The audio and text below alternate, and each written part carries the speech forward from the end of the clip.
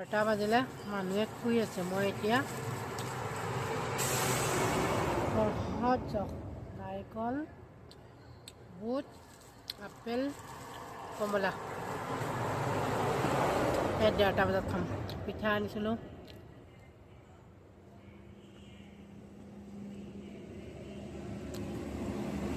চিৰা ভজা আনিছিলোঁ,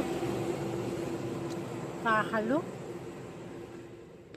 এতিয়া প্ৰসাদখিনি খাওঁ। আপেলটো খাম, কিন্তু কমলাটো নাখাব বাৰু। ৰাতিপুৱা খালে ঠাণ্ডা, ডিঙিটো বেয়া হৈ যাব, চৰ্দি লাগি যাব তাৰমানে। মনটো ইমান ভাল নহয়। বিয়া নহওক, দিনত অলপ ফুৰিব গৈছিলোঁ, ফুৰি আহিলোঁ। আহি ভাত খাব গৈছিলোঁ আৰু খাই আহি অলপমান শুই দোকানত আহিলোঁ। আপোনালোকেতো শুই আছে, মোৰ এই জীৱন। গতিকে কৰ্মটো কৰিবই লাগিব, হয়নে নহয়? কৰ্মহে কৰিছোঁ, কৰ্মৰ বাহিৰেতো আৰু বেলেগ কৰা নাই। কৰ্ম কৰিবই লাগিব।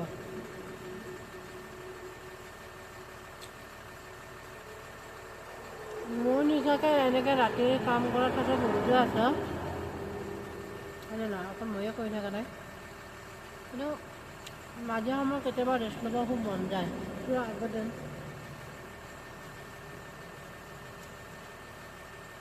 মন যায়, কিন্তু কি কৰিব।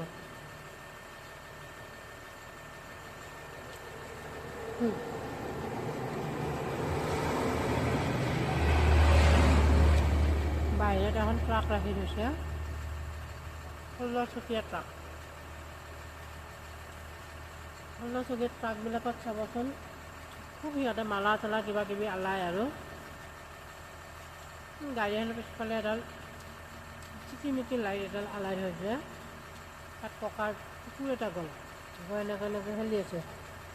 আপুনি যিমানে লৰে তাৰ গাটো খোজোৱাৰ নিচিনা হয় ন, সেই খুব ভাল পায় আৰু খেলি আছে। ঠিকে আছে, লাষ্টত সিহঁতৰ এটা স্বভাৱ আছে নহয়, পেচা কৰি থৈ যায় যে, পেচা কৰি থৈ যায়।